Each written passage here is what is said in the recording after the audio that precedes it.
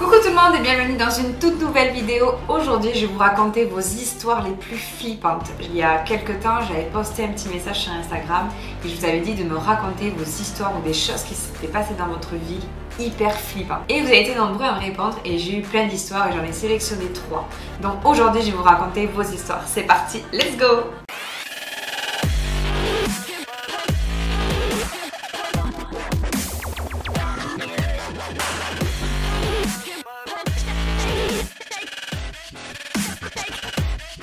Donc bien sûr je modifie les prénoms pour pas qu'on se reconnaisse ou que quelqu'un connaisse déjà l'histoire de quelqu'un. Ça reste anonyme, je change tous les prénoms.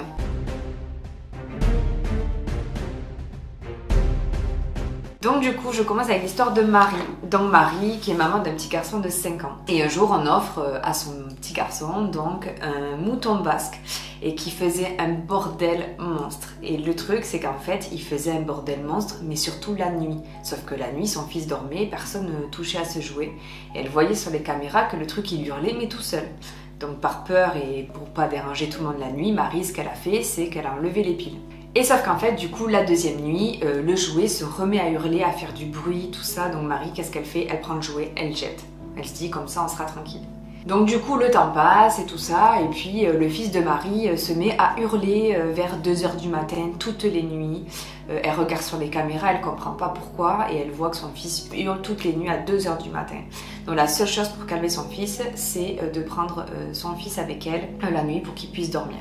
Jusqu'au jour où à travers les caméras, Marie entendait des bruits de cris, des hurlements.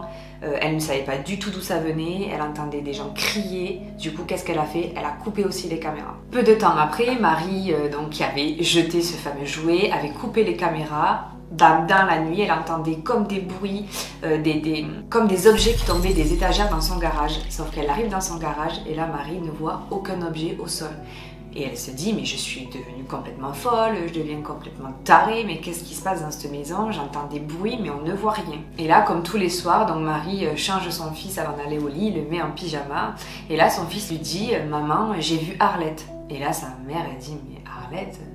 Donc Marie se dit, mais qui est Arlette? Et sa mère lui dit, comment ça t'as déjà vu Arlette? Arlette, c'est mon arrière-grand-mère, tu ne l'as jamais connue.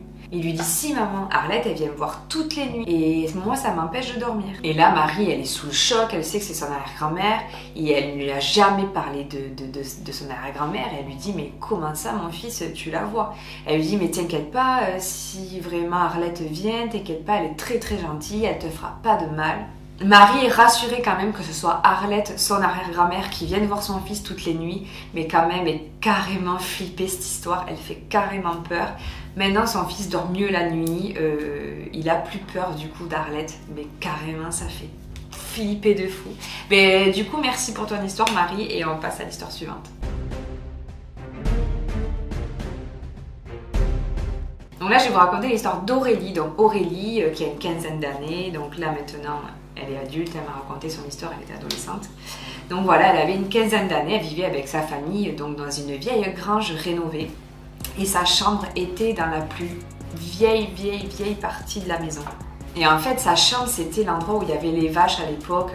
Donc il y avait une vieille cheminée, donc bien sûr rénovée, c'est hyper joli, mais du coup rénovée, mais c'était vraiment à l'ancienne. Vient ce fameux soir où Aurélie s'installe dans sa chambre, elle se met dans son lit, elle se met un petit film sur son ordinateur, qu'elle pose sur une chaise à côté de son lit. Donc elle était en plein milieu du lit, et là, entre l'ordinateur et le lit, il y avait un oreiller.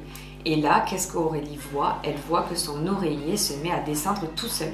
Et là, clairement, elle voit que l'oreiller prend la forme de quelqu'un qui est en train de s'allonger entre elle et son ordinateur.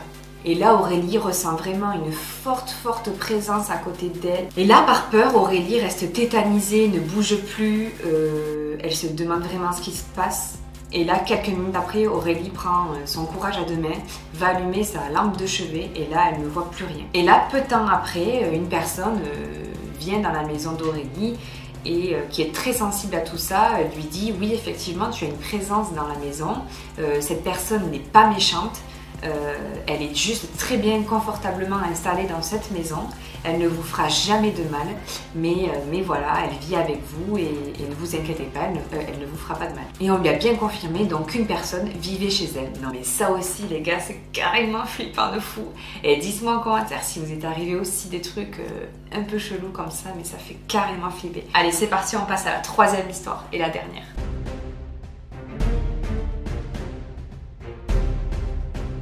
Et donc là, du coup, je vais vous raconter l'histoire de Léa. Donc Léa, quand elle était adolescente, pour aller à l'école, elle prenait donc le bus et attendait au bout de son chemin son cousin pour prendre le bus ensemble. Puis vient ce fameux jour où son cousin n'arrive pas, elle attend le bus et tout, c'est un peu long. En plus, il y a vachement de brouillard, il fait super froid.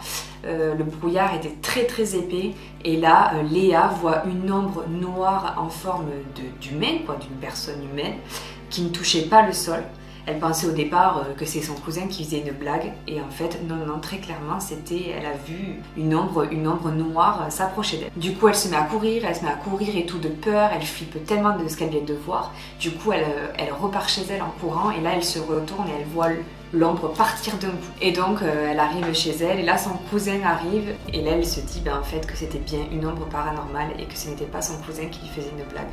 Est-ce que ça aussi les gars c'est pas carrément flippant? Donc du coup merci les filles pour vos histoires, c'était super cool d'avoir participé. Moi c'est ma première vidéo où je raconte vos histoires. Dis-moi si vous aimez ce format de vidéo là. Moi franchement j'ai adoré lire vos histoires, c'était super. J'en ai encore plein d'autres donc dites-moi si vous voulez une partie 2.